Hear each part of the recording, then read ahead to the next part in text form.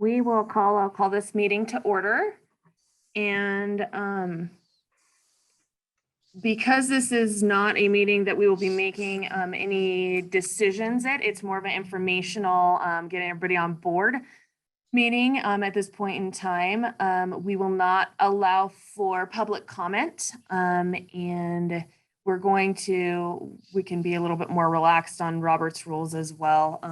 Like I said, this is more of an informational meeting for the council, and we will talk about next meetings towards the end of this meeting. So Elena, would you help me out on roll call, please?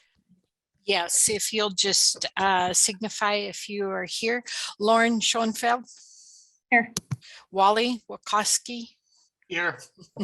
Barb Sessions. Here. Brian Worthen. Here.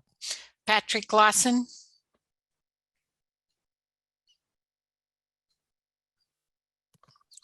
Okay, Tom Laycock. Zane Logan. Rod Burgett. Here. Albert Summers. Dan Dockstetter. Dan Furphy. Tyler Vasco. Madam Chair, that's the list that I have. Awesome, thank you. Thank you everybody for being here today. This is more of an update for the council as a whole, and some information that Elena would like to share with us. So I'm going to turn it over to you, Elena, and let you go through all of the items that you would like. We will pause throughout to allow for questions. Please let me know if you have anything. Okay, thank you all for being here. This is to touch base with you. It's been a while since we had our last meeting, which was in October, and some of us did get together in February for a legislative get together was all. So what I wanted to talk to you is about a mapping update is the first thing. If most of you are familiar, but the FCC had hired a company to help them do mapping. Mapping at this point with the FCC was based upon census block. And I think most of us realize the limitations of census block. They're large. If there's one person who had the speeds necessary, then they considered the whole census block as covered. They will be doing a address-based mapping that that mapping was scheduled to come out near the time when especially the BEAD program was taking in applications.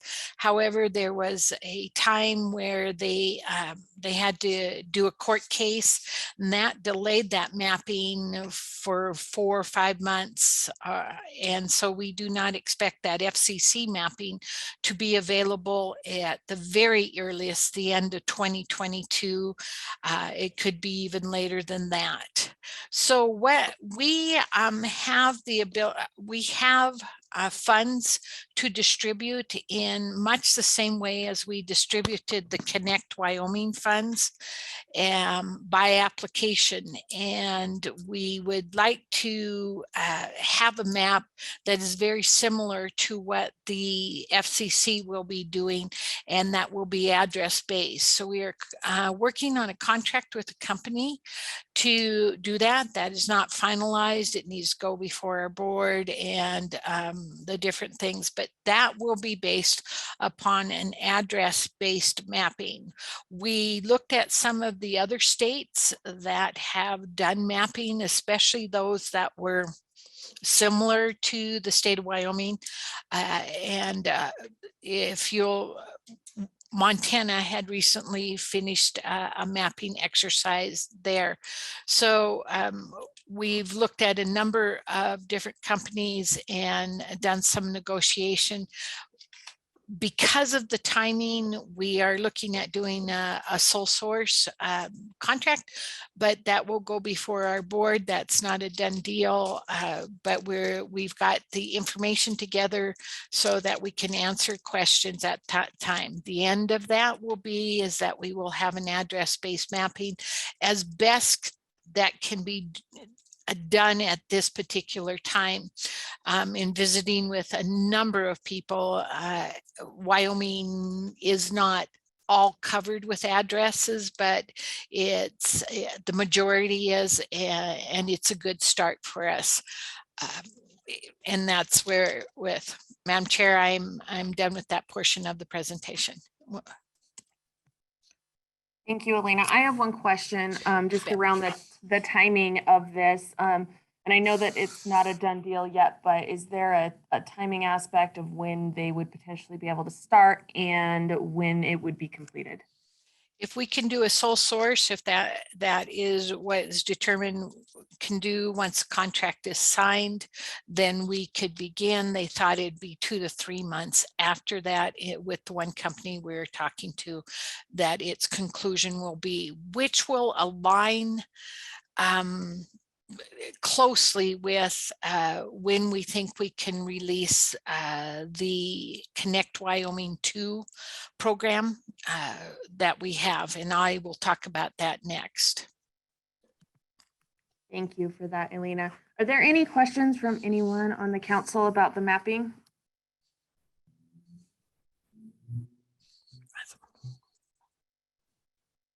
I do have a comment, Chair Shanefield. I think the company that the business council is looking at did some work in the state of Montana, and they were able to put together a mapping platform pretty quickly, within 8 weeks. So I'm feeling positive about this. So exciting. We've been talking about this for years, so. Very good. The next part that I'll talk about is the Coronavirus Capital Projects Fund, better known as the 604, Section 604 of the ARPA funding. That state allocation for the state of Wyoming was 109 million. During the legislative session, the broadband was given up to 75 million for distribution for broadband infrastructure to be funded and installed, and that is what we are talking about opening as a Connect Wyoming 2.0 program. If you remember what we did for the CARES Act funding, we also have had 100 million there. We opened that up. We approved $84 million worth of applications. Because of the time constraints on that, I think we got about 49 million of those done. There was Welcome to Wyoming with our what we can do in the winter, and the getting supplies, and just the timing part put that down from the 84 million to about 48 million. So we will be doing a very similar program that we did in the Connect Wyoming original. We do have to run a new set of rules for that because the speeds have changed from that time. At this particular point, as listed in the 604 guidance, we need to do 100 download, 20 megabytes upload, or 100 symmetrical. So we'll be changing that portion. There was a couple of other things we added, deleted, not significant changes. We wanted to keep these rules so that they might be able to be used also for BEAD funding, which is further down the road. I'm not sure that we can do that, but at least we want to get these rules introduced and through our system. The way the state of Wyoming does it, we put together some rules. It goes through our board for a draft, the business council board for a draft permission. Then we go to 45 days of comment. And then there's another 75-day period where it makes it through the state agencies that need to review that. So I'm really encouraging you to read those rules when they do come out, which should be after June 22nd, and solicit your comments on that, because we want to make those rules so that they're very workable, especially for all the providers and for us too. But we do have to do according to our funding source, which is ARPA 604. To get ready for that Connect Wyoming 2.0, until those rules are in and through that process, we can't open that program. But what we are hoping to do is to develop a guidance sheet or sheets with an S on the end that will allow those not agencies, but those providers to look and see what they have to do beforehand so that they can get a start on this. So when that 2.0 is released, they know what they have to do and what they need to get together and gathered for that to submit those applications. We're hoping the applications can be through the entire process, including the challenge process, and awarded in the first part of 2023, so that whenever the Wyoming construction season begins, whether it is in March of this year or whether it's in July of this year or of next year, not this year, of next year, that we give as much time as we can to those providers.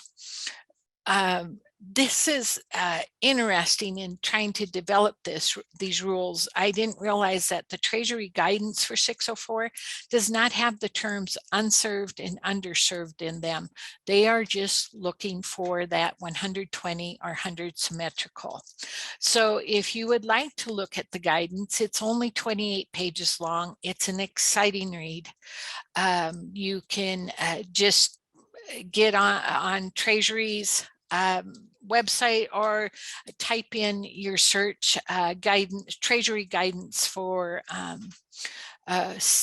Coronavirus Capital Projects Fund, CCPF, and that will give you that document to look at, and that's where we would be taking our guidance from. Then additionally added that ARPA funding was what's called 602 funding, and there was 25 million that was allocated, which is not the best word to choose, for match funding to be used when we leapfrog ahead to the BEAD funding, the Broadband Equity, Access, and Deployment funding that is also on the board. That is the 42.45 billion. So back to our CCPF 604 and 602 funding, that's how that was divided up by the legislature. With that, Madam Chair, I am done. Oh. Awesome. Thank you, Elena. Do we have any questions from the council on these different opportunities that are coming open? Elena, are you going to talk a little bit more about the BEAD funding, or is that, do we need that? Okay. Yeah. Okay. That's the next one on my list. BEAD funding was 42.45 billion. That's with a B. That was to be distributed for broadband. The NOFO, the Notice of Funding Opportunity, was released on May 13th. In that, we had a lot more idea of how this funding will be distributed. There's a minimum of $100 million allocation to each state. However, the allocation is based upon a matrix or a formula, depending on the number of unserved, the number of underserved, and so on. A think tank did a cursory or a preview of what they thought each state would get. The results of that particular study was that Wyoming may qualify for up to 215 million. So there's this particular program is administered by NTIA, the National Telecom and Information Agency Administration, not agency, administration, which was a relatively small organization of the federal government. They are stepping up because they haven't seen money like this come through their agency for a long time. So I tell you that because the person who's given me guidance has been on the job for 2 weeks. So there's this small a chance that I might know as much as she does, which is really spooky. But we have a personal point of contact, and her name is Sarah Smith out of Denver. And so we are on a weekly, at this point, a weekly, how do I do this? What do I do? Basis in our telephone conversations. And so that gives me a lot of comfort because a lot of the questions can be asked and answered through her. We were required to submit a letter of intent that came from our governor's office. That was completed. There's also a list of items that you need to put together to get access to their planning dollars. We can access up to $5 million worth of planning. And within the Business Council, for instance, Lindsay Orr will be helping me make sure that we have submitted all the necessary forms that the feds need to do that, including the budget of what you're going to spend that planning dollars on. I, at this particular point, need to digress a little bit because I did not talk about the planning dollars eligible through the 604 funds. There also are planning dollars eligible there, and that is 5% of your total allocation, which would be 5.45 million. So there is, in my mind, sufficient planning dollars for both of these programs. And the 604 funds, one would maybe guess that we could probably do use some of the planning that we did with the 604 for the BEAD. But anyway, we go back to the BEAD funding. One of the things, when you get your planning allocation, from that day, you have 270 days to submit a 5-year broadband plan. And it is very prescribed what needs to be in there. It's not a simple 10-page document. We're hoping 2 things is the mapping will allow us to get some metrics and from when we see where the unserved, underserved, and community anchor institutions are. We're also hoping that when we run the Connect Wyoming 2.4, that'll give us some idea of the need out there.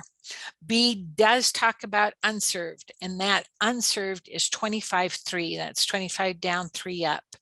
Underserved is 100 down, 20 up, and then they have the 100 symmetrical is fully served. So they prioritize the BEAD funding to unserved first, underserved next, and then community anchor institutions. Those have a larger or a greater definition that they have in the past. We've done schools and government buildings, but now and I think libraries is specifically mentioned now, community centers. So I'm thinking i.e. senior centers probably will be done with that, are included in that. I don't know if we'll ever get to the community anchor institution. I'll know far more when we see applications coming in on the 604. We might just be doing unserved areas. We'll see. Right now we are working, no, let me stop that. Within that BEAD funding, there's also 2 other areas where they are, that opened up at the same time as the BEAD did, and that's the digital equity part. That's where they're training and they're providing education. They're actually providing computers. This is where they're making sure that all historically serviced populations are serviced. They have 8 identified populations, including veterans and aging and rural and tribal and other areas. I'm glad to say I hit 2 of the 8. I'll just leave you to decide which 2 of those 8 that I hit, but that's what they're looking to serve now. We are currently hoping, and we're pretty sure that the Wyoming that another agency will take on the digital equity part. There's 2.75 billion across the United States for that particular part. Also open up at that time was the middle mile program. And this is distinguished differently than the others. The middle mile program is a direct negotiation application with NTIA and the providers. And so the state doesn't play a role in this other than we're trying to decide if we need to be aware and need to provide a letter, maybe not of support, but of awareness, or maybe a letter of support as those providers go ahead with that middle mile. That will be the state's only function in this, other than it has to be a part of our planning, overall planning in the 5-year broadband. That particular application, I think I just read today, opens in 5 days. So, with that, there's so many details that I did not include in this. The one note of caution I will give to you, if you are all so inclined to do some research on these programs, I encourage you to stick with the NTIA Treasury websites rather than offshoots. You can go to as Broadband USA or Internet for All. They're part of the treasuries and or the NTIAs, and they will have a lot of the more details on there. Also, if there's a chance, there's a high likelihood that I haven't understood everything correctly. And if I would appreciate, I really do, input from anybody and everybody. And I will tell you the best way to do that is via email to me. I don't like talking on phone, on phones. Is that a bad thing? But email, and then I can go back and kind of look and see what you're saying and do some checking. I really would be grateful for input that I received. With that, Madam Chair, I turn it back over to you. Great. Do we have any questions or comments? Madam Chair. Go ahead, Wally. Thank you. Lena, I was just wondering, do you have any documentation that you could email us as to everything that you just went over today? Thanks. Thank you. Well, yeah, I do. It's about 5 different documents, but I'll get it together and get it to you. Well, what I mean is, I know a lot of it's going to be pretty technical, but if you have like an executive overview of any of that, that would be good enough for me. Thank you, ma'am.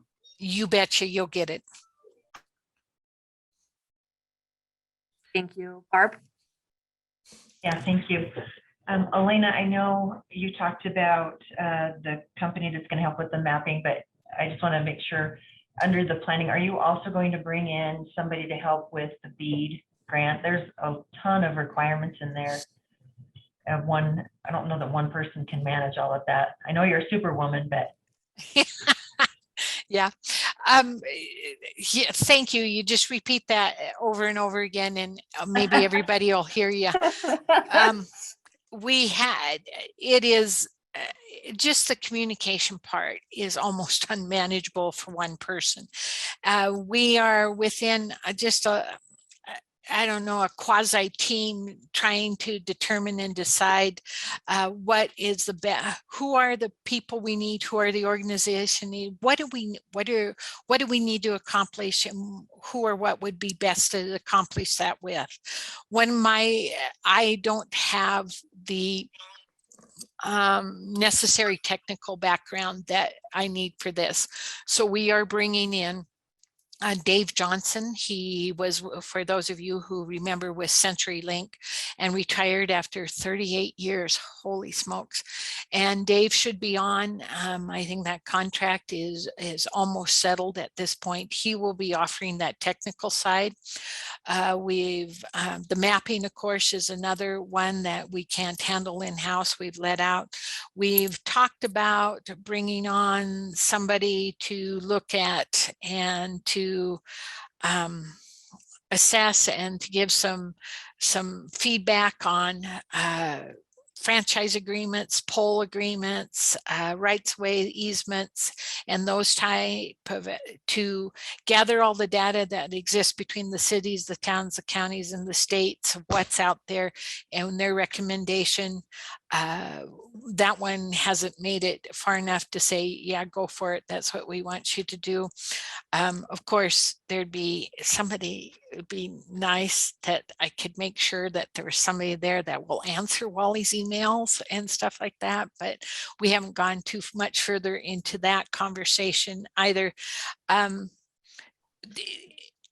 know it gets, as you're thinking about this, the state of Wyoming has 575,000 people, or 85 or 65, whatever it is. We're not even Baltimore when you think about it. And so they're bringing on, I don't know how much we need to bring on to move slow enough to know that who we're bringing on and how is appropriate is kind of where we're at right now. And what we need to measure and what we need done.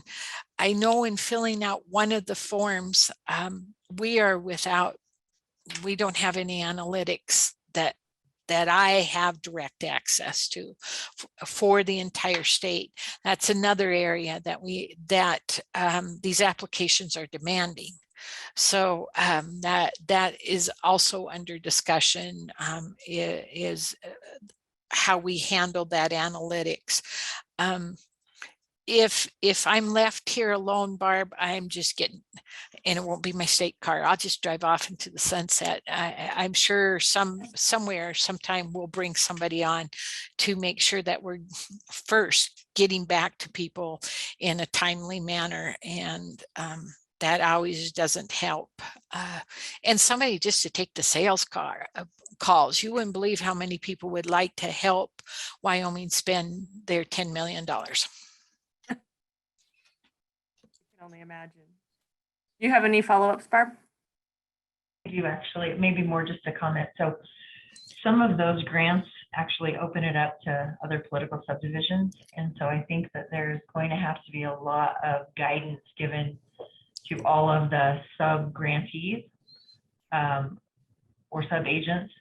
So yeah, I know that there's a lot of decisions that the state's going to have to make. I guess my hope would be that they bring in, or at least gather input from people around the state providers and maybe other, the definition of affordability, who's going to make that decision for the state of Wyoming.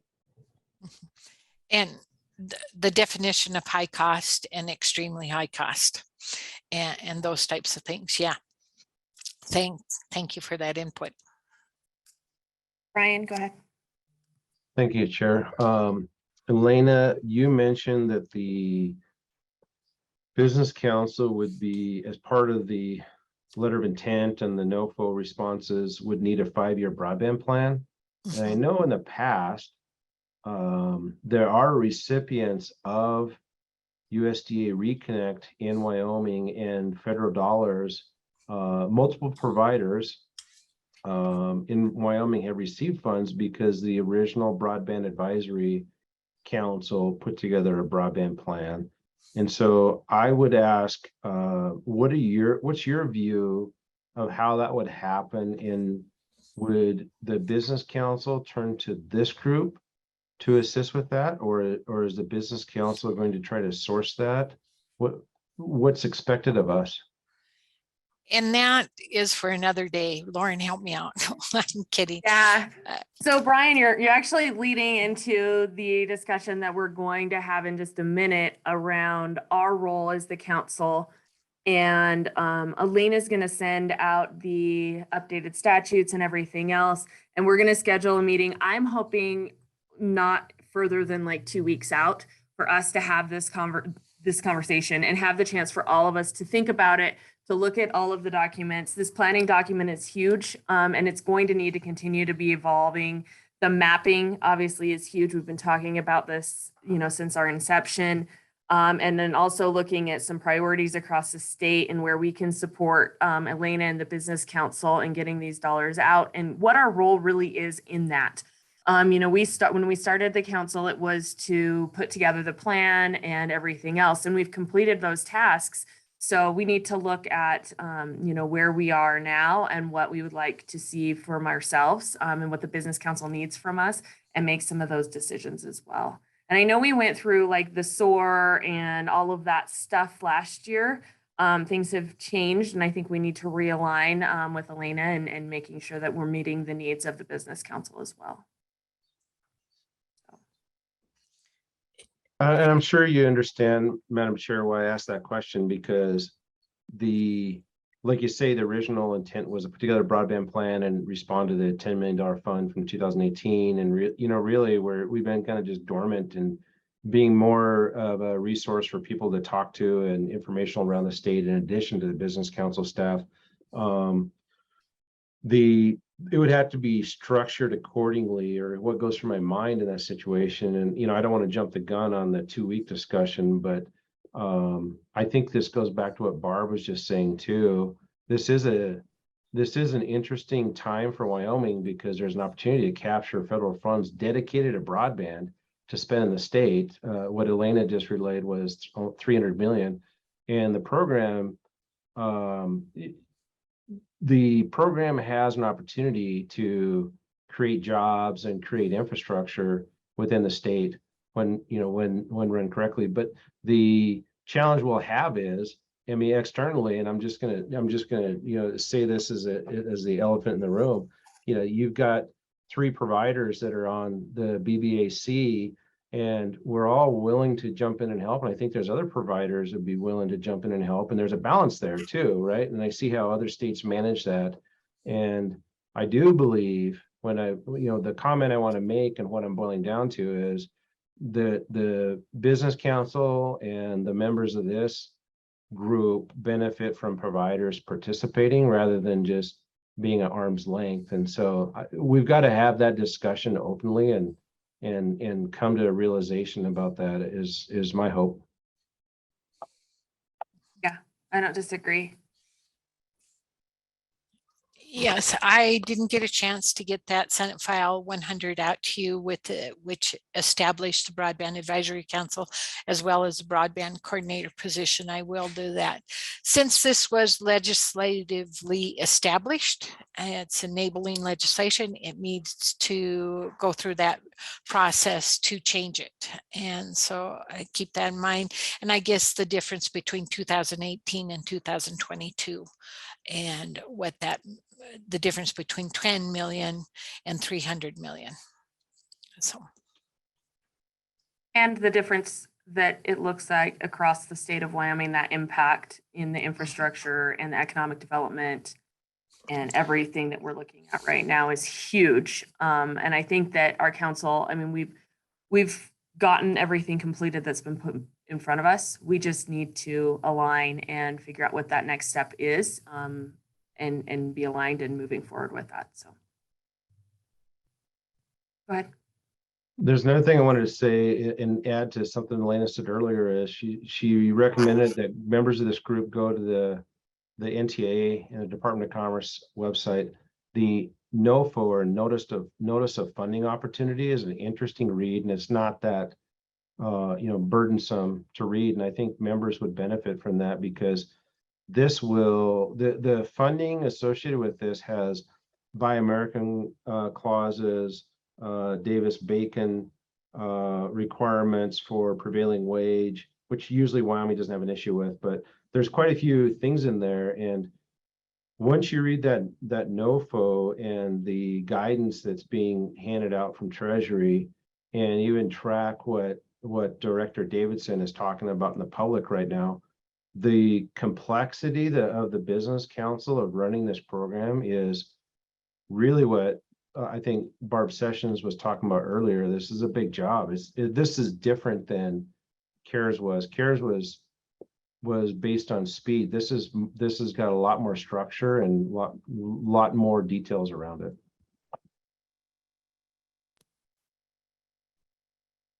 Agreed. And Elena and I have had conversations, and I think we've had conversations across this council throughout the time that we've been together, and that, I mean, other states have more than one position allotted to broadband expansion. And that, you know, Elena obviously is looking at bringing in assistance on many different levels. And so I applaud the Business Council for supporting that and helping make this happen in Wyoming, even though we don't have as many resources behind it as some other states do. Are there any other comments, questions?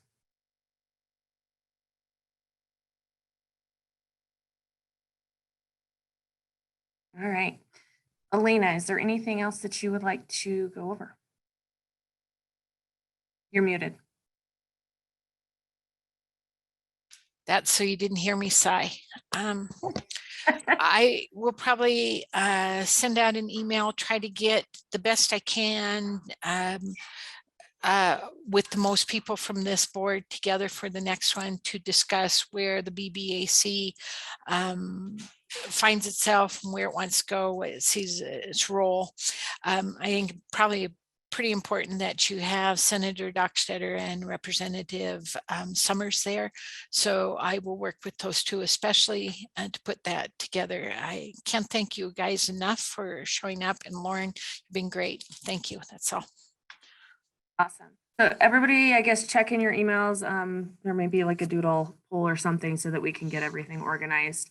And then in the meantime, I also, Elena, and Brandon and Amy, I would like input from the Business Council too, on, you know, what the expectations and the needs and what Business Council is looking at for our group as well. You know, as we have always tried to work in conjunction, we've kind of been a goofy quasi, you know, most of the time working on our own and not necessarily as much of an advisory board, and those are hard. Advisory boards are definitely difficult to work with, and so I want to make sure that we are fulfilling the Business Council needs as well. And so that's just for our next meeting, that I would love that input during that meeting for our council as a whole. Brandon? Lauren, point well taken, and we're very happy to do that. We have thoughts, so I know you do. definitely look for a great conversation there. Awesome, thank you. All right, I think that concludes for today. We did not use the entire hour, which is always a good thing. So we'll give about 19 minutes back to everybody if there are no other closing comments. I appreciate everybody's time and energy today and look forward to our upcoming conversation. Thank you all. Have a good day.